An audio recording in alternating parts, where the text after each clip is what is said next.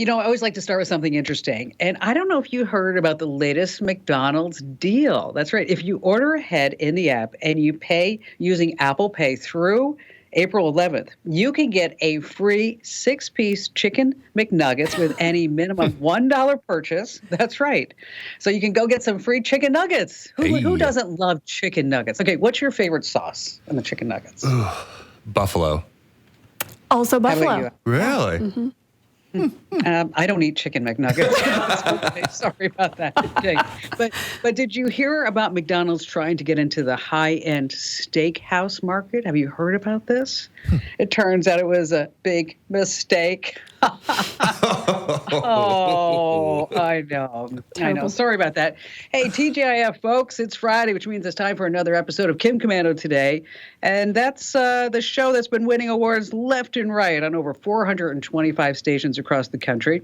And I'm not alone here. I've got two amazing folks joining me, the dynamic duo who work hard to make sure that Komando.com and our newsletters are just the cream of the crop.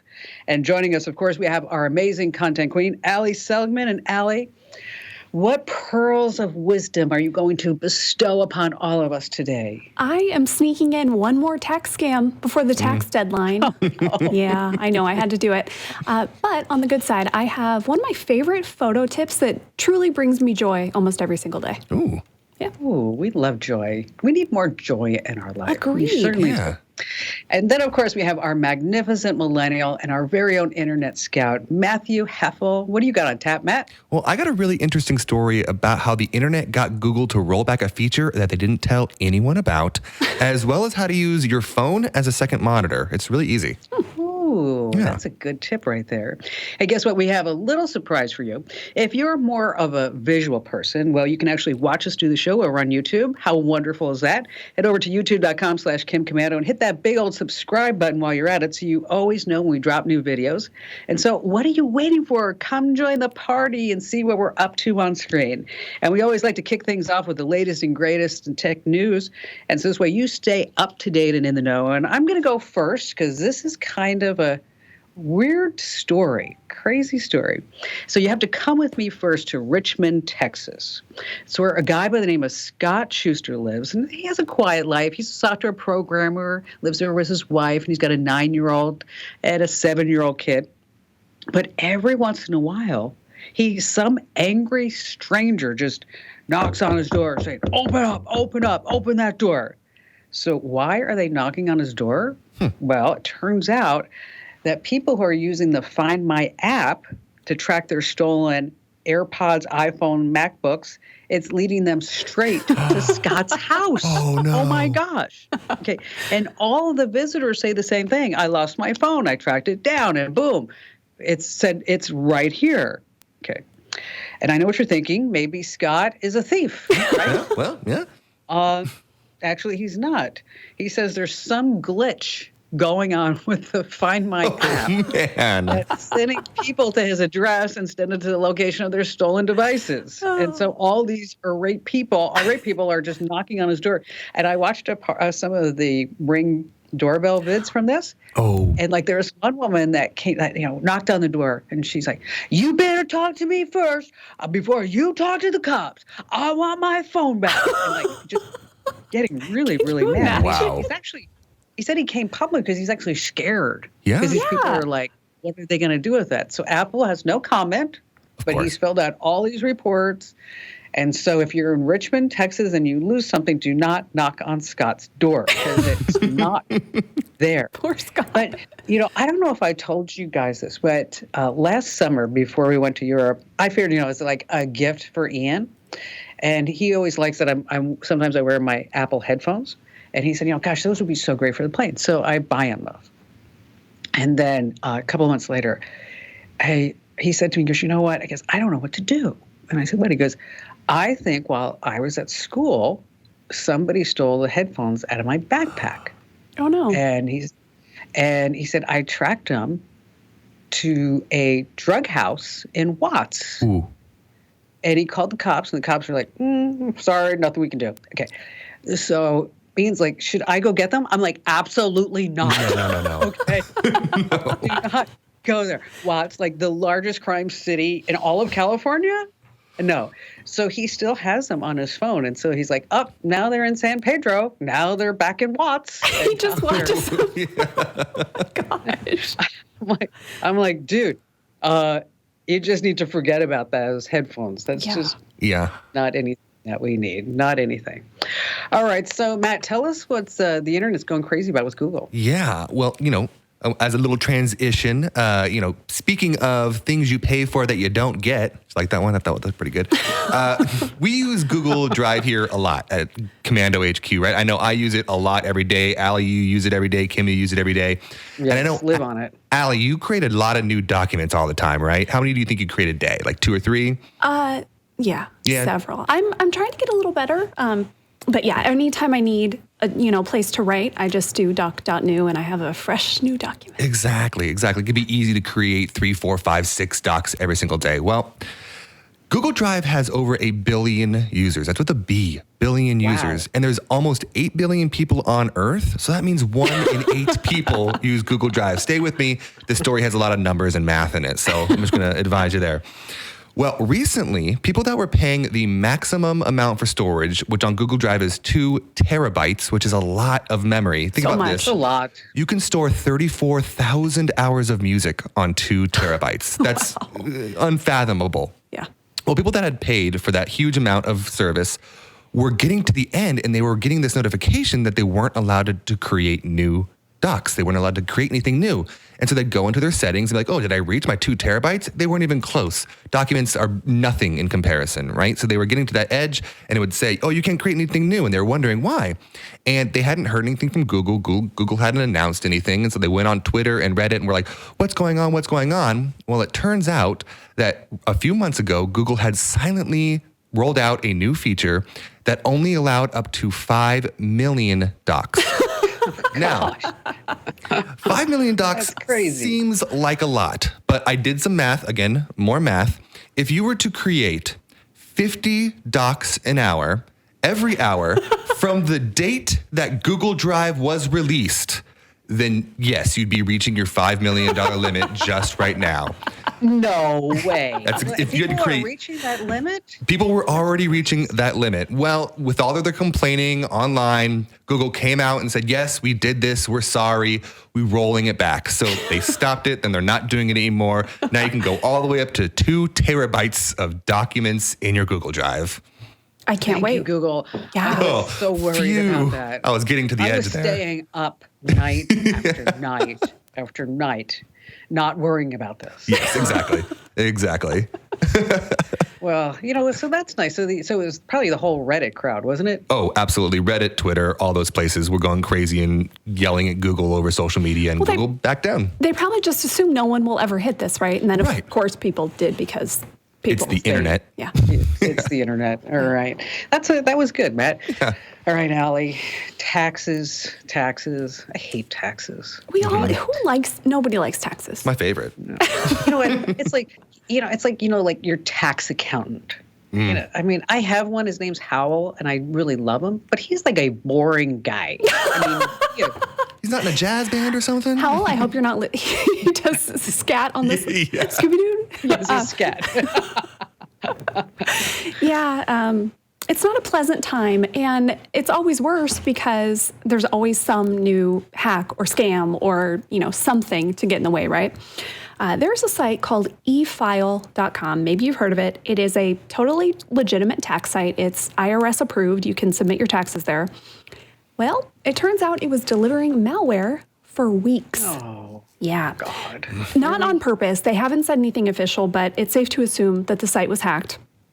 And again, for weeks, the site was loading this JavaScript file that popped up a network error page. We've all seen those pages where it says your browser doesn't support this or something like that. It looked pretty darn good.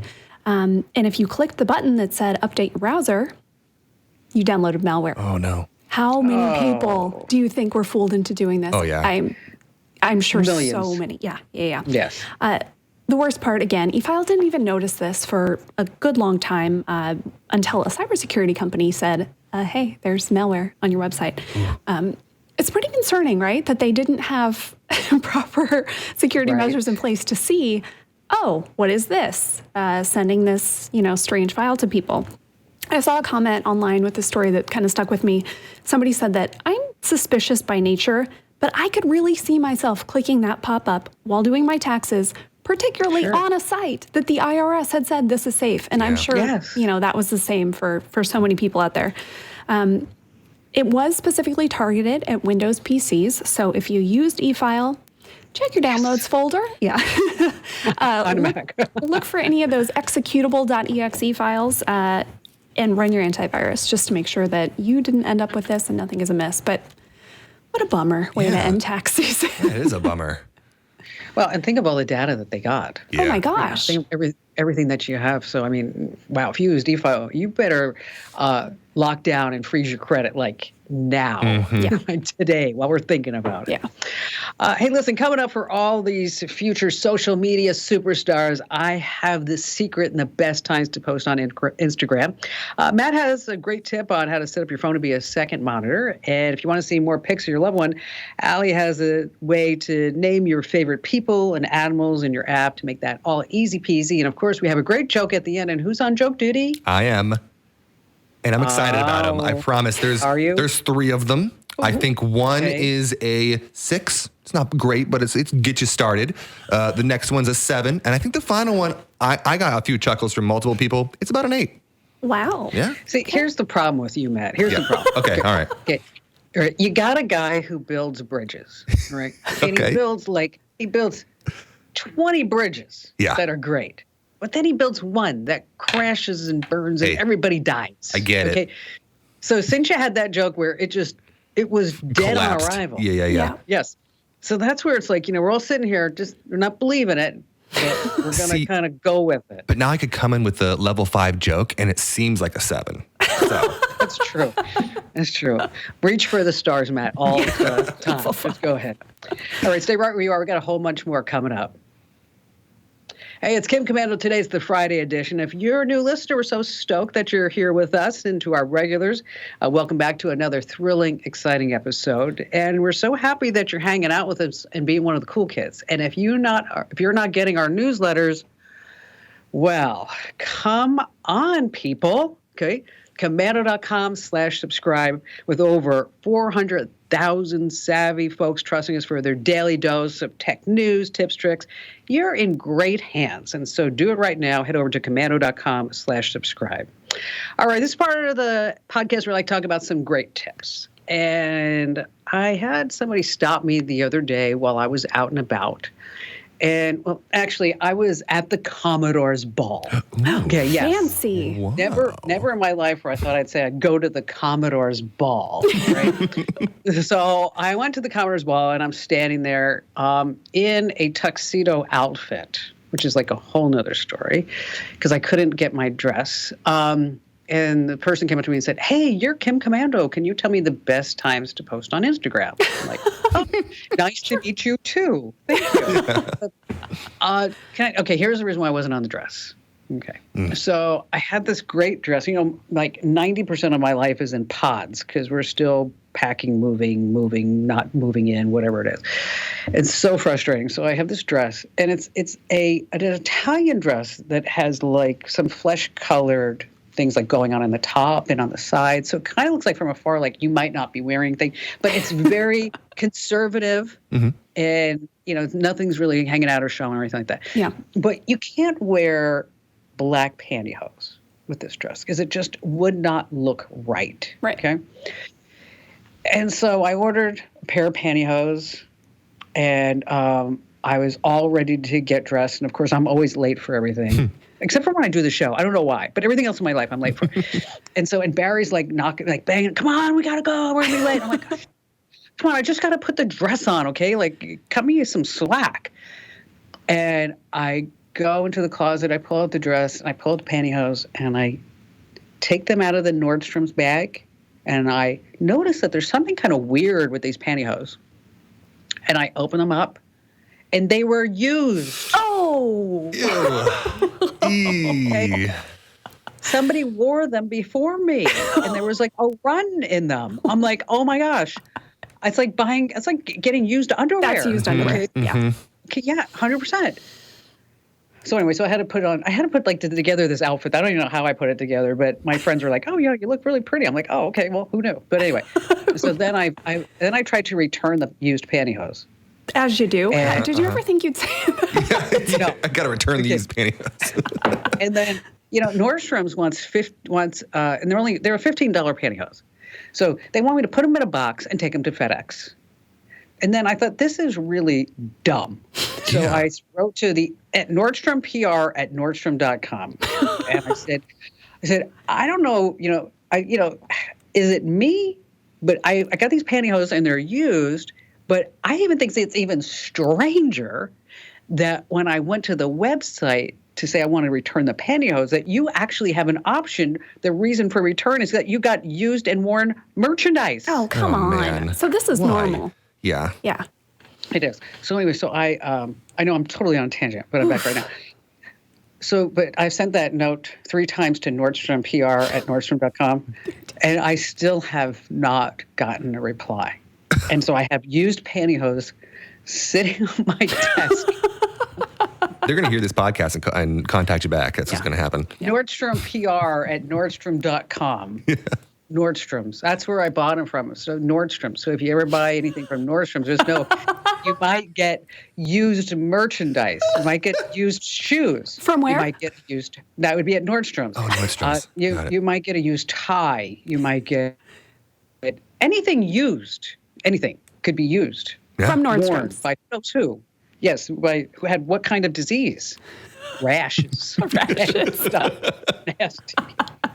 But anyway, back to the Instagram. Where were we? Instagram. The best times to post generally, they say during lunchtime, 11 a.m. to 1 p.m., and in the evening, 7 p.m. to 9 p.m. And on weekends, posting between 11 a.m. and 2 p.m. So I kind of went through all this, and you want to make sure that you're targeting the audience. But speaking of Instagram, I didn't post a picture of the used pantyhose that I got at Nordstrom.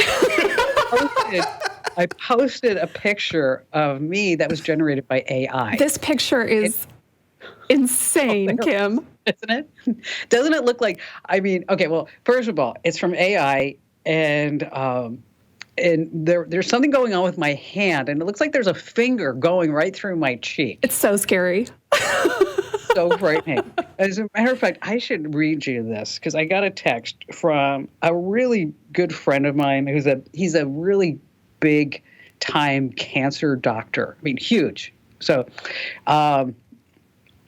he said that AI picture of you was awesome, except for those weird hands. I said, I can't unsee those weird hands ever. So it's good to know that the human race is still safe from AI. So if you want to, just go to Instagram.com/Kim Komando. And the picture's right there. AI did of this thing with my hand that's going on. Not sure what it is. But it's a good thing I'm not Italian, because otherwise I would just be mute because of what AI did. All right. So Matt, how do you set up your phone as a second monitor? I never thought I needed that until you talked about it. Right? Such a good idea. I know that as I've gotten older and kept growing up with technology, that as I get older, I want more monitors. At one time, I was like, oh, one monitor is fine. I didn't even think anything of it. Now it's like if I have less than 2 monitors, I'm like, ugh, what is this? A single monitor? You know what? Let me tell you, Like a it's peasant. such a bitch being over 30, Matt.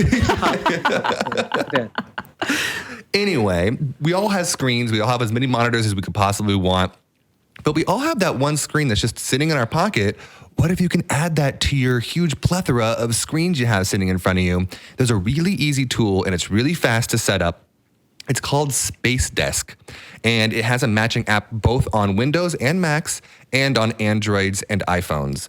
And basically what it does is you sign into this app, you create an account on both of your devices that you want to have it on, and then you just click Stream, and it opens up the second monitor on your phone. So you can just do that in 30 seconds. I did it this morning, took 30 seconds to download each of the apps, popped it up, and it was immediate. Now, it is free. There are some ads on their website, which is what I assume how they pay for it, but it is completely free. There doesn't seem to be any malware or anything involved. It's great rated on all the app stores. So I think it's pretty easy. Again, it's called Space Desk. It really is 2 clicks, and you have a second monitor on your phone. That's pretty cool. Yeah. Yeah, that is. I see that would be really, really handy. That's a great tip, Matt. All right. Okay. Maybe the joke. Maybe we need to like move past the whole joke. Maybe we need to move Cut me past. some slack. All right. So, Allie, you found a new trick with your photos? I did. I used to think that, the little walks down memory lane from the photo apps, whether you use Google Photos or Apple Photos, I used to be in the like, this is kind of creepy, stop looking through my pictures, showing me stuff camp. But now I've completely bought in, whatever, fine. You already know my whole life. Just show me stuff that'll make me happy. So I really find, like I said, a lot of joy getting these little reminders of, this day on this year, or, here's you with whoever it is. And one thing that makes this way better is when you identify the people in your pictures. So Google knows that the little black and white dog I always take pictures of is Nova. And so I get these memories that are like, a day with Nova. That's my dog. Or, the guy with the big beard is my husband, Scott. And so then I can get, here's a special memory with Scott. And it's, a lovely little, us through the years. So to do this, it's super easy. You just open up your photo app. Again, if you use Google Photos or Apple Photos, you'll see an option that's either people and animals or people and places. And then you click that and you'll see everyone's little face. Sometimes it thinks, depending on the photos you've taken, it might think one person is multiple people because they look different. But once you tell it, nope, that's Nova, that's Nova. Tap on it and then just add a name. And then after that, you'll get these beautiful memories of your favorite people. Yeah. My one little note I always get in my photos. So again, my dog, she's black and white. Years ago, I was at the zoo with my nephews, and there was a black and white goat at the petting zoo that was eating my hair. So I took a picture of it. And this picture always ends up in the memories of Nova as like, here's Nova. It's like, no, that's a goat. Like No. 3 years ago. 5 years ago. I don't know how many years ago that was. Yeah. So how'd you come up with the name Nova? I wanted something space related, and okay. and it just ended up being a cute little name. Yeah. Because I was thinking like Nova, like no go. No go. No go. Like that's something, because they remember they named the cars the Nova and they went to Mexico and everybody's like, oh, I'm not buying a Nova. It's just not working for me. All righty, coming up, let's see. AI is here, but it's not immune to the trolls. And Matt is going to be talking about the spiciest roast on AI. Oh, I have a weird headline of the week that you don't want to miss. Allie, you've got a great way to make money, and Matt's got you got a joke at the end. So stay there. Hey, listen, if you're a fan of Kim Komando today, we would be forever grateful if you could help us spread the word. Tell 3 friends, coworkers, even strangers on the street. We don't care about our awesome podcast. And so here's the deal. You tell 3 people, and we'll keep bringing you the best podcasts that are available. That's right. We're like toilet paper. We keep winning awards because we're always on a roll. Okay. All right, so here's the what the heck headline, okay? Cordless microwave lets you heat meals on the go. That sounds dangerous. What? Come on. Yes. Okay. I mean, haven't you ever been like out and about and you thought, oh, if only I had my own personal microwave oven? Well, the Japanese tool manufacturer Makita. I have a Makita drill. This is what got my attention. They have the cordless portable microwave oven. It runs on batteries. The model number is this. MW001G. What? Couldn't you just like all these guys, engineers, like, what should we call it? Well, I was thinking like the MW1G. Oh, that's so smart. We love that. Love it. Okay. So it's about the size of a small box. It's about, say, 2 feet by 1 feet. And you can actually put a strap on it so you can carry it around with you. Like to the mall? Backpacking. It delivers up to 500 watts of power for up to 8 minutes on a charge, so it can heat up your food without it being hooked up to a socket. It weighs 19.4 pounds. You said 8 minutes battery life?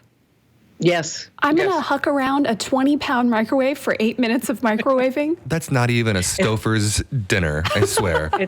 It says that you can easily carry it to a work site, a campsite, or a charging point. Plus, if you want to be hands-free, you attach the shoulder strap to it. Okay.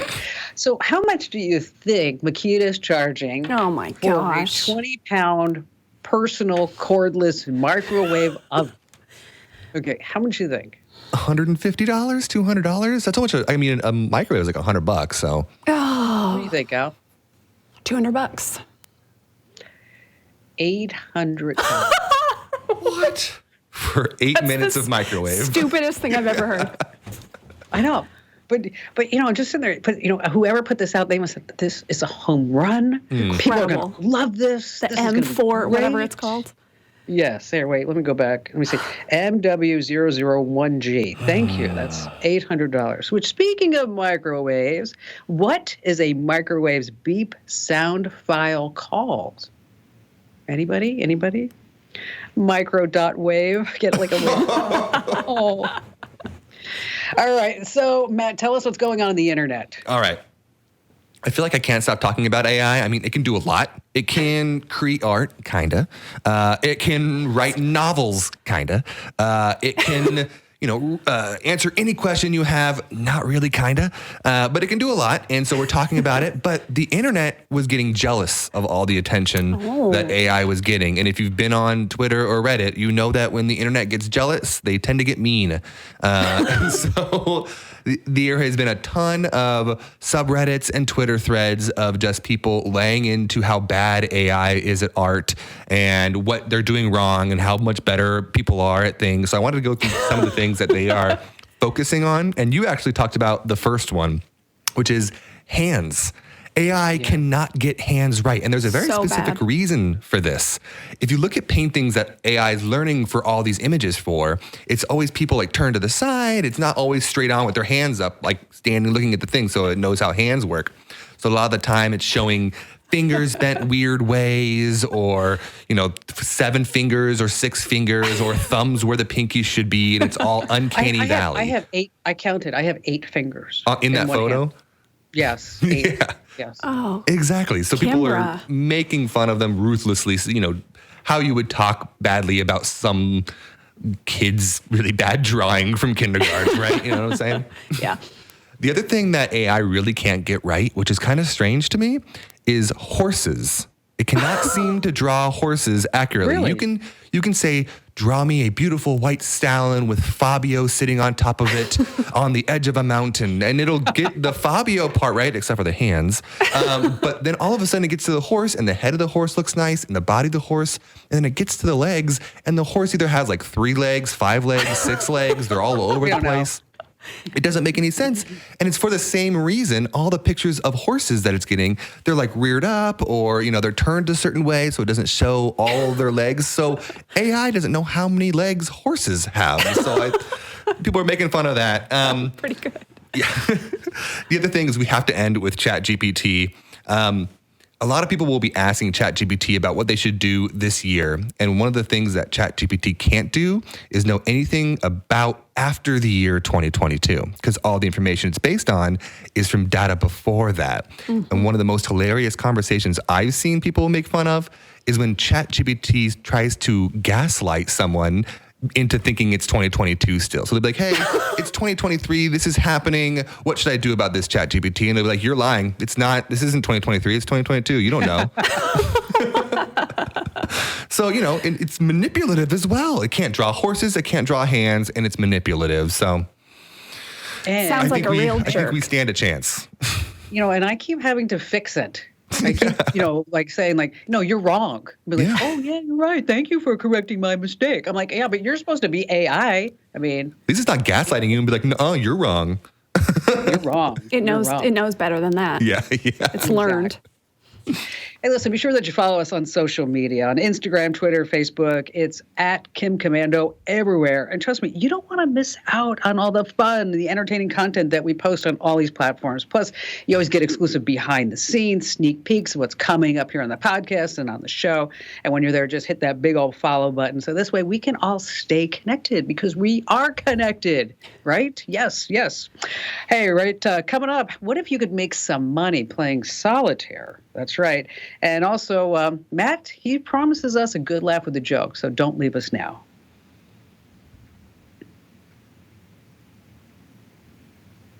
Hey, just want to pop in and remind you that we have awesome podcasts every single day of the week. So whether you're on the go, you're taking a walk, you're cruising in your car, you're just chilling at home, we've got you covered with amazing content Monday through Thursdays too. So be sure to tune in and subscribe and follow wherever you get your podcasts. And Allie, this is a perennial topic. How do I make money? I mean, what are some ways that I can make money at home? And you've been coming up with some fairly decent ways. And then, you were telling me about... Thank you, Kim. Fairly decent. well, I was thinking of the foot fetish. I'm sorry. I still, I don't know what that could make someone a millionaire, so... Sure. The foot fetish. And then there was a story somewhere online the other day, and Barry's like, "Hey, look at this! This woman's making $40,000 a month with her feet. What are you doing?" I'm like, "Working." Okay, what are you doing? Working. Exactly. Maybe you go do it, Barry. So, can we really truly make money playing solitaire? We can, which is kind of crazy. When I say online gambling, what comes to mind first? Poker. Slots. Okay, yeah. Sports betting, maybe. Ooh, yeah. Like all these, Oh, right? yeah, sports betting, yeah. But never solitaire. But indeed, if you are a good solitaire player, you can actually make money beating people in solitaire. It's an app called Solitaire Smash. Sounds very aggressive. And the winner gets $243 a round. Whoa. In real, actual money, yes. We all know how to play solitaire, right? Mm-hmm. You're piling up the cards into the four suits. In Solitaire Smash, you are on a clock, and you're competing against other people playing the exact same deck as you. So it's not random. You all have the same deck. And whoever solves it first wins. The top 3 players get prizes. And like other games, it's nice because there's matchmaking, so you get paired against people of equal skill, we'll say. So based on probably how long you've been playing the game, how often you win. Now, there is a caveat. If you want a cash prize, you have to buy in. Here is my tip. Because this is a make money segment, not a spend money segment. Don't buy in with real money. You should wait a little while because with almost all of these games, if they're one worth keeping on your phone, you can earn in-game currency to buy in. You don't have to put in real money ever. In fact, how much does it cost to buy in? It's not much. I mean, depending on the game, but $5 or so. Okay. Oh. But that adds up quick. If you find if you're one of those people that you can't stop, 100%. don't download this app. If you are not that person and you just love solitaire, try it out. So again, you can get around the cash buy-in because you can just earn the in-game currency. You can do this a few ways. You can do it by winning, just by playing. You can watch videos, which is a common way that those apps will give you currency. Basically, give me an ad view, and you can have some of our fake money, which then maybe you can turn into real money. So if you are a solitaire savant, this could be for you. Again, it is called Solitaire Smash, and you have to be 18 because gambling. Sure. And then not in every state, right? Not every state, no. There is a list of, in fact, in Arizona, we can't play it just because of how our gambling laws work. So if you look for this app and you get a message that says this app isn't supported in your region, don't write to us at podcast@komando.com and say, "Oh, Allie doesn't know anything about solitaire." No, it's just not supported where you live. So it will pop up, though, if it's legal. That was our angry writer voice. Yes. Voice, listener voice. Yes. They always sound like that, don't they? When it's never like, "Oh, hi, I hope you're having a great day." No.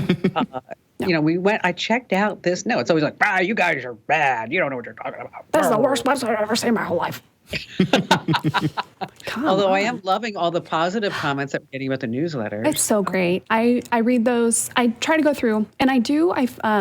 So for everybody who's wondering, like, what are you talking about? Well, we get reviews on people, saying, I loved your newsletter, I liked it, and this one wasn't for me. You can rate it at the bottom. If you get the newsletter, you should rate it. We read all the comments.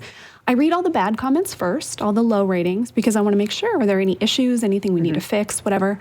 But I got to tell you, when I go through those happy reviews, it feels good. I know. The negative reviews, we need to do something about that, because most of them, I think, about people saying like the font size or this, it's in their email setting. It is, yes. This is not us. So if you're getting the newsletters and you're like, the font's too small, the font's too big, whatever it is, just play with your email settings. And if you want, I've got some emails out to people trying to figure out the issue with them. So if you are one of those people and you are leaving a complaint, leave your email address and we can help you. Yes, because we're nice 100%. people. Yeah. Yes, we are. We're very, very nice.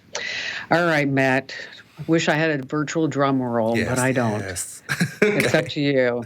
All right. I'm just going to start with a quick story. Did you guys hear about the triangle player who was in the orchestra? He quit. Yeah, he was getting really frustrated. He said it was just one ting after another. I also have a really interesting phobia. I'm actually afraid of overly complex buildings.